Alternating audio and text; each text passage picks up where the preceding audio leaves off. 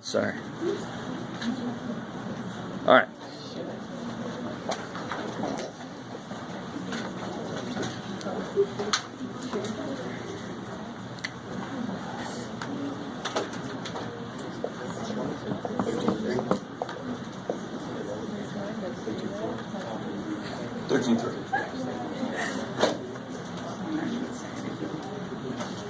So we've already done arc length just in 2 dimensions, and the extension to 3 will be easy once we remember what this was based on.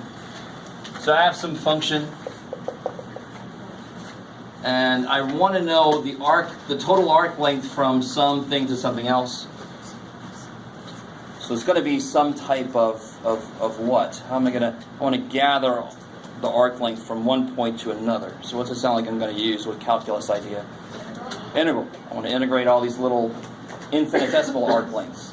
So what I want to focus on then is some arbitrary position here where there's an infinitesimal change in the x direction, and there's a change down there. Here there's a tangent line there, right? Yeah. All right. So try to draw that sort of. Okay. And then there's an infinitesimal change. And why? Now, obviously, this is blown way up. If it was truly infinitesimal, I couldn't really draw that well. 1 atom of marker, but I don't want to do that. It's freaky. So here is this side I would then call DL. All right, let me stop there. Does that make sense? It's blown way up so that we humans can see what the hell's going on. That's why this is so different from this, because the tangent line only works close to that point, right? Once you get further away from the point, you could be way off. All right. So how would I get this then? What is DL equal to then? DL is this side of this. Yeah, square root of. All right, I like it. Let me stop there for a second. Does this sound familiar at all? This is a while back. This is Calc 1. This is almost too nice to believe. When you first hear, oh yeah, we're going to figure out how long this is, and now we're going to be able to figure out how long this is, if we have the equation for it. This one would be a difficult equation, but oh well. Now something you guys need to be really comfortable with is, can you rewrite this so it's something dx? That looks more like something I can integrate, right? I need dx at the end for the bookend integration.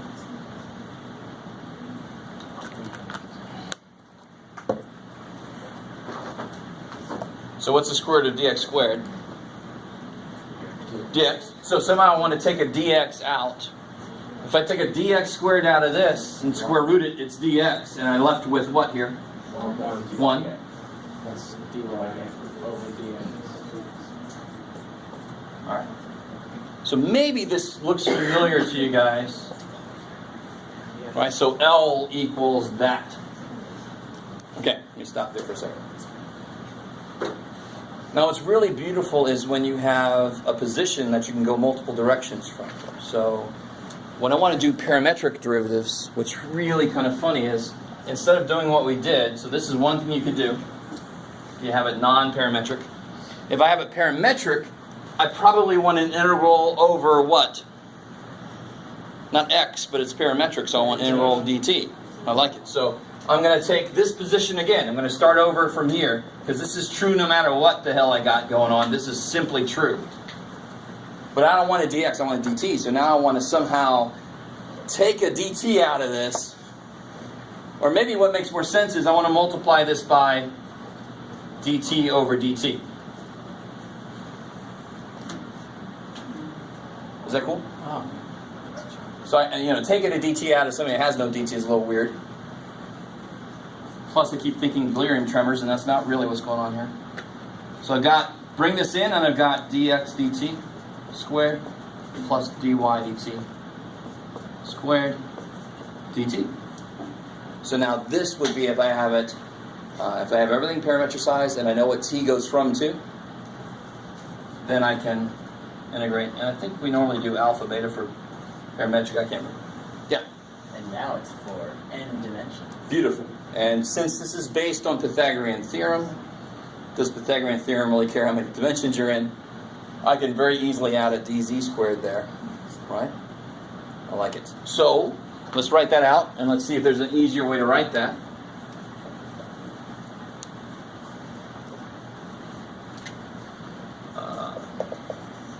So now I'm just gonna bust it out here. Say L is equal to the integral.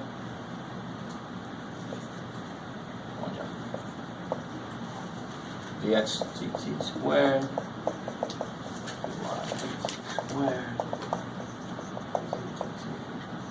Square dt. Now remind me,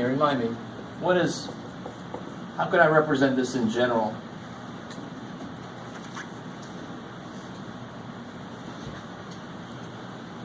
Alright, this is a little weird question, but it would be like x of t, y of t, z of t, for example, right? Is that cool? Mm-hmm. What's up?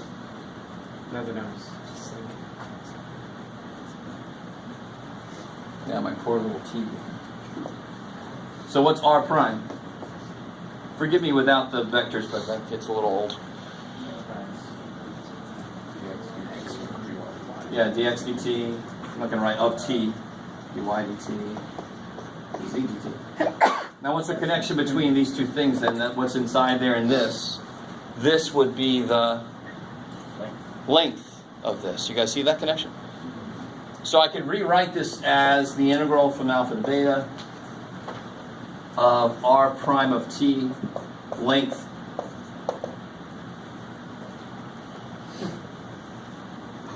which is nice. All right, let me stop there for a second. So if I'm given a vector function that describes some space curve, all I have to do is find its derivative, find the length of that, and then I can integrate that directly from the beginning value for the parameter to the end value for the parameter. I like it. So I must be given the space curve itself and where to go from to, which sounds like normal things you would expect. If somebody wants to know the length of something, they better know something coming in. I like it. How we doing so far? Is that decent? space curve sounds cool. I know. I like some of the words you get to say in this class are really cool. Let me give you guys an example.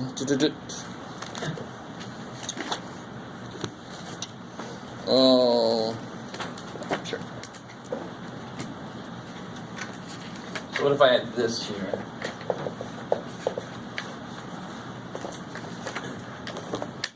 I'm going to change it. Oh, that's right. What do they have there? I'm going to change this last piece. Yeah. Oh, it doesn't matter. Let me make that shape. That'll be fine. So what steps do I take to find, now I want to find the arc length for r of t from, oh, that's fun. 1, 0, 0, 2, 1, 0, 2 pi. I like it.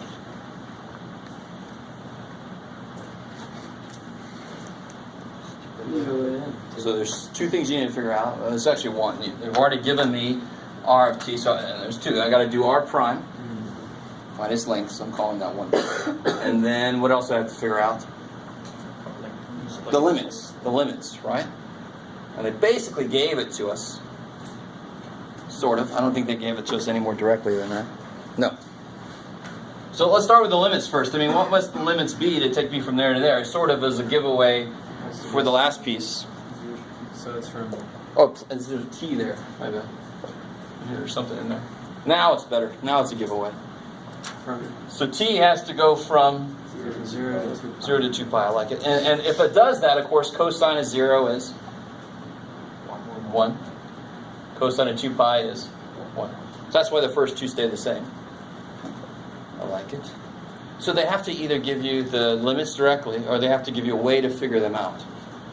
And it can't get too complicated if they want you just to figure it out. Now, this was exceptionally uncomplicated because the last thing being t, I just look at the last one and it tells me what the values of t are. Because it is t. I like it. So now try to figure out the derivative. Try to figure out the length of the derivative, and then I'll catch up with you. So figure this out. Figure out this, and figure out this. So then we can build the integral off of that.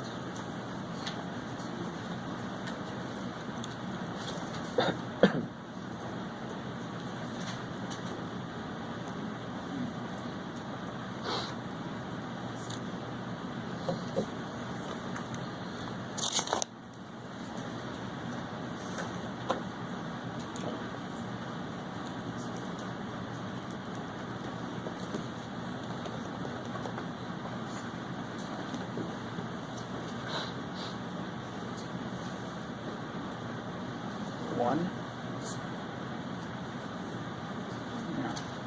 For what? For length. So what do you get for r prime? Negative sine t. Negative sine t Cosine t. plus cosine c plus 1k, right? Mm-hmm. That's the thing that's throwing me off. So then what's the length going to be? And again, if you wanted to, you can write it like in this form if you want to. It's a little bit easier to see in this form sometimes. Negative sine t, cosine t, 1. So square root of 2. Yeah, so the square root of sine squared plus cosine squared, because that's going to be the length of this thing, right? That's 1 plus 1 squared. 2. I like it. Now let me stop there for a second. They don't say this till later, but what do you think this, if t is time, this represents what? The velocity. Velocity. See, so there's so many analogies between what we knew and what we know. It's the same thing. That represents the velocity. The velocity is what kind of thing? Is it a plane? Is it a vector? Is it a scalar? Vector. You can tell. It's a vector, right? It's definitely a vector. This would be the what? Speed, because speed doesn't give a shit about direction. So I love it. So the speed, now what's this mean? Did we do this for a specific value of t? No. Did we do, no, it's any value of t. So the speed is rad 2. So this thing is moving at a constant speed. Is it moving at a constant velocity? Yes. Definitely not. Because here's the velocity, right? As t changes, the velocity vector changes. So what's happening is I'm going at a constant velocity and I'm just turning. I'm staying the same velocity. You guys kind of see what I'm saying?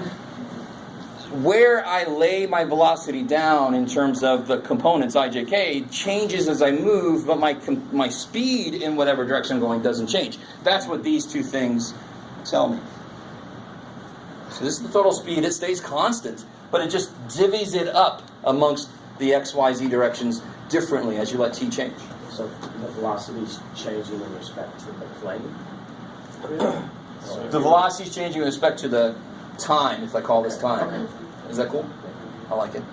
Like if you were spinning, your velocity would increase, but then if you went into a straight line, the speed is the Yeah. same. If I go in a circle at a constant speed, my velocity can't be constant because I'm constantly going in a different direction, but I'm going at the same speed.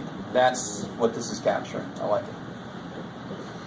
I like it. This won't always be constant, obviously, but if it is, that's what it means. It's constant speed, but it's just divvying that speed up. Just, oh, I want to go this way now. I haven't sped up at all. Now I'm turning. Hey, look at me, Joe. Okay. I like it. So now we can just do this.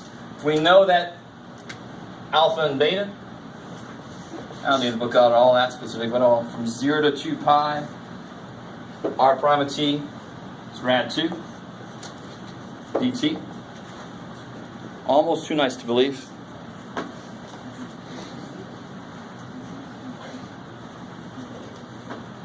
Are we all cool? We good? So if this was a velocity and a speed, what will this actually tell me? Not position, but the Displacement. length I've gone, the distance I've gone, distance traveled. Distance or displacement? Distance, because it doesn't just go as the crow flies, it follows the curve. Does that make sense? So if I did this kind of thing for a circle, it would come out with the circumference of that circle. Not displacement would be 0. It's like, wow, you did a lot of shit to get nowhere. 0. I always thought that was kind of mean. But this guy would say, oh, look at how far you went. Went all the way around the world, you came back home, and you still went pretty far. All right, is everybody cool with that? Okay. And of course, what do you get here? Just don't mistrust when it's easy. Root 2t from 2 pi. Yeah, it'll be 2 root 2 pi, right? Or 2 pi root 2, however you want to put that. So that's how far we've gone total over the course of 2 pi seconds. If I want to. Now, again, the problem didn't say it was the velocity or anything. I kind of threw that on top to make it something more physical. Okay. Blah, blah, blah, blah, blah. So this is a definite interval.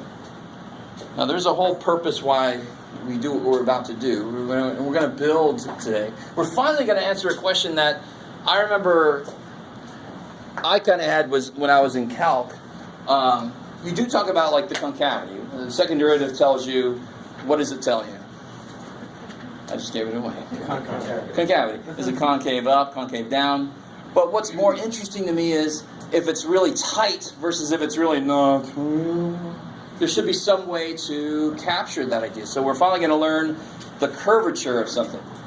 So the curvature for a small circle should be huge because it's like for a big circle. Oh yeah, sure. The curvature, and because again, it's very. You don't have to get as close in to make it a straight line.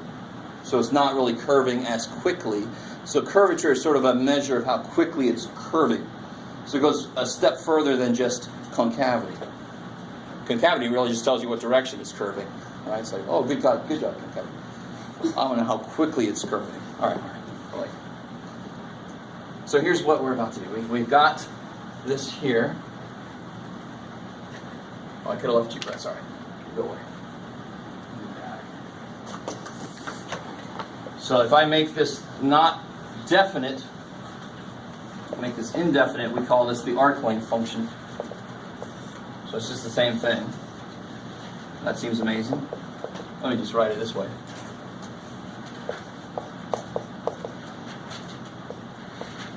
Be careful. Yeah, sure. Oh, let me be more specific here. There we go. All right, let's stop there for a second. So remember Calc 1, when you first talk about indefinite integration, in fact, it's got to somehow be the area function up to an arbitrary point, right?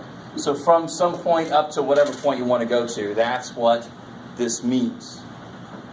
It's sort of like big ass f. I don't know if you took me. Big ass f is the antiderivative of little f, right? So who remembers fundamental theorem of calculus part 1? Big ass f of a minus. That's part 2. I like it. Thank you for playing. Yes. Yes. It talks about the derivative of integrals. And it got a little bit weird. The derivative of the integral is equal to the original thing before you take the derivative. Alright, I got you. So if you have this integral from a to x, f of t dt, we call this, doesn't really matter. Why? If I take the derivative of both sides, it's the function inside evaluated at that endpoint. Yep. I like it. Which makes sense. It should undo the integration. The thing students have trouble with is these guys. And I don't blame you, and I don't know how your teacher explained it to you, but this is a dummy variable. This is the true variable. The true variable for this function is how far do you want to go. This is just the area you've accumulated up till that point. So it's like, I got areas. Tell me how far you want to go, and I'll tell you what that area is for that specific value. That's why that's the true variable. Yes, sir?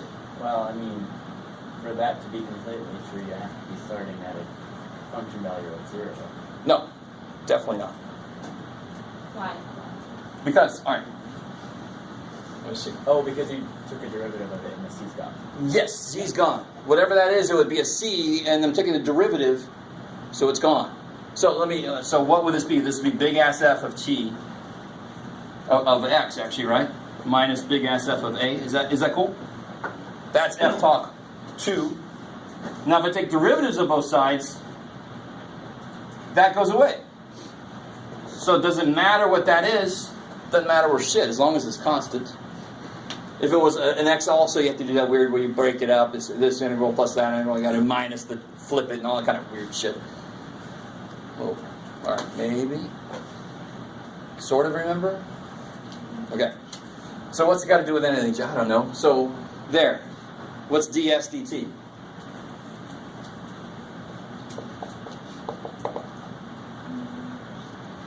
RT. Because what's the f in here? F is this. So when I take a derivative, that goes in, those go away, because I'm taking a derivative, so the integral should go away. Kabang. All right, last, like, ooh, yay, Jeff. This becomes important later. So we got this is true. So wherever I see this, I can replace it with that if that is better to use, or vice versa.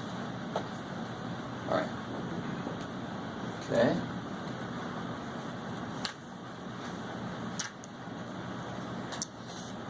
So now we're ready to talk about curvature.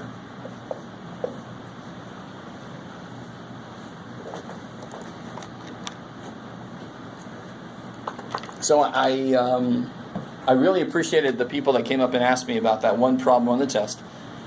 Said find the unit tangent vector, and the vector itself became kind of gross with some pi's floating around in there. So I didn't need anything. If you took it to a decimal, I didn't care. You can leave it as long as you show me the exact output for that trig function. To make me happy, you show that shit to me. Don't make that a decimal, right? What was my point with bringing that up? I forget. Oh, that's right. What is the unit tangent vector? So what's a tangent vector? Just the tangent vector. So R. How do I represent the tangent vector to R? R prime. So how do I make it into a unit tangent vector? Blah, blah, blah. Yeah, so it's R prime of t divided by the length of R prime of t. So that's what we call big ass t. I like it. So yeah, you did have to divide the thing by the length of the thing you found. You had to do that step to make it a unit tangent vector. It's really just making sure you understand what it takes to make something a unit vector. You divide by its length. All right, so that's a recall. So we know this is true.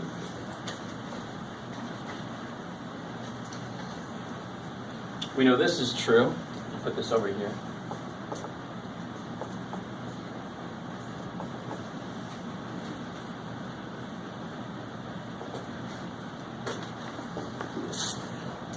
Now, here's what's kind of cool. If I have I'm doing 2D obviously just because, it's easier to do that. If I have something and I want to talk about its curvature at a point.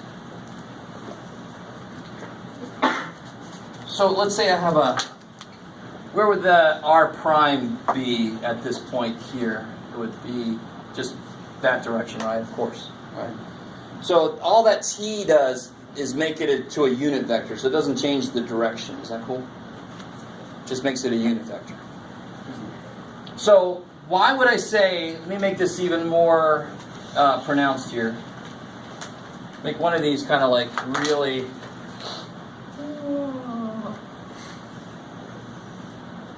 So obviously, where is the curvature more extreme? Here or here? Right. Yeah, definitely there, right?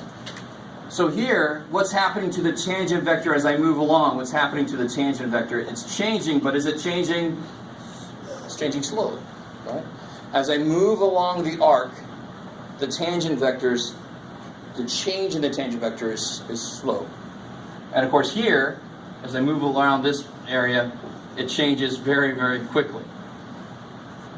So the change in the unit tangent vector as I move along the arc. Oh, shit. Can you write an expression for what I just said? It's the rate of change. I want to hear some D's and some T's and some other stuff. An expression, not a sentence. Big T prime. Yeah, but prime is bad notation because there's too many things it could be respect to. T big T over big T. We give it the symbol K.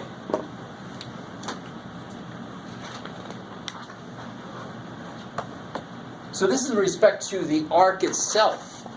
I don't know what the background T is doing, but if I just look at it visually, as I move along the arc, S is what I actually see. T is in the background. Who knows what it's doing?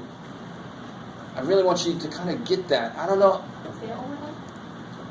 Who said that? Say it Oh, again. let me give you this example.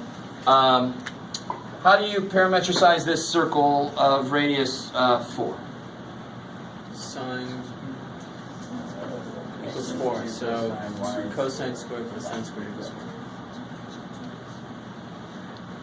4. 4 cosine. 2 cosine squared Yeah. plus 2 sine. Yeah, so x would be 2 cosine, and y would be 2 sine. I like it, right? You could, did you have to use that? Couldn't you say 2t, 2t? You could have any function, and if I did 2t and 2t, how would that change things? Twice the speed. The speed would change. I like it. So what I'm trying to say right now is the reason this is ds is because it's based on what I see. Where's t? Where's t? There. No. Where's t? It's behind the scenes. I don't know how quickly it's changing. I really want this to make some kind of sense. The reason this is dt ds is because s is the actual arc length. It's I can see it. It's physical. I can see it. T is behind the scenes, and I don't know how quickly that thing is doing things. I have no idea. So it could actually do this. It could actually go based on whatever the hell weird ass function that it's built off of. It could be doing a lot of different things. So how many ways is there to parametricize something? Infinite number of ways. That sounds doable, Jeff. All right. See, I always try to go for the easiest way, because since they're all valid, I'll try the easiest way. Okay. So I want to rewrite this, because that S thing is not always easy to get a hold of, but I often have things in terms of T. Obviously, in fact, most of the time they're given to me in terms of T. Is that understood? So I'd rather, yes, ma'am. Can you explain what K is? Oh, sorry. K is just the variable for curvature. It's just the symbol we use for curvature. Yes. The larger The larger it is, the faster it turns around that curve, visually. can it be infinite? Yes. I had to come up with an idea, but yes. Curvature is at that very point. You mean it at that very point. Just like everything derivative-wise is at that very point. Yeah. Okay, cool. I like it.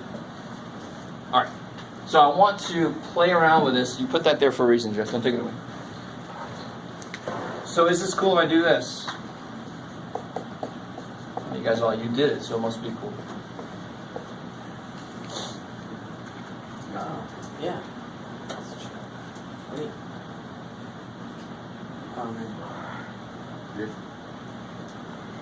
And so this, I can certainly say is t prime of t, length, right? Why is it okay to use prime notation? Because I've got it explicitly in terms of its variable, so I know what the prime is in reference to. Whoa. So that's where you got to be careful about prime notation versus d by d something notation. And what is ds dt? R prime t. Yeah. Length.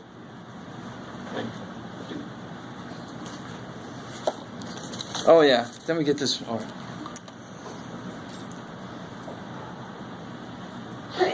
All right. Let's do a specific example right now, since we got all this up here. Let's see. Let me get a nice example. Let's just take one right out of the homework. Here we go. I don't want to use theorem 10. Here we go. Use formula 9. Thank you. Theorem 10 is kind of freaky, but we'll talk about it. So here's this is what they call formula 9 from the book. Did I use it? Yeah. Okay.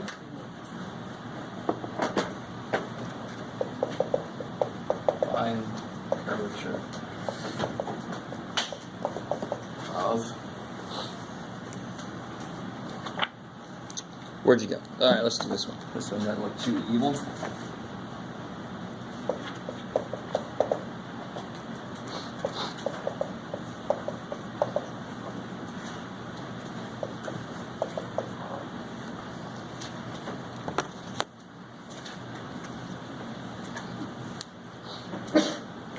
Can somebody give me an idea what that looks like? And it's a circle sideways. Yeah, because it's moving along the x-axis. I like it. And And around the x-axis, it's It's a YZ.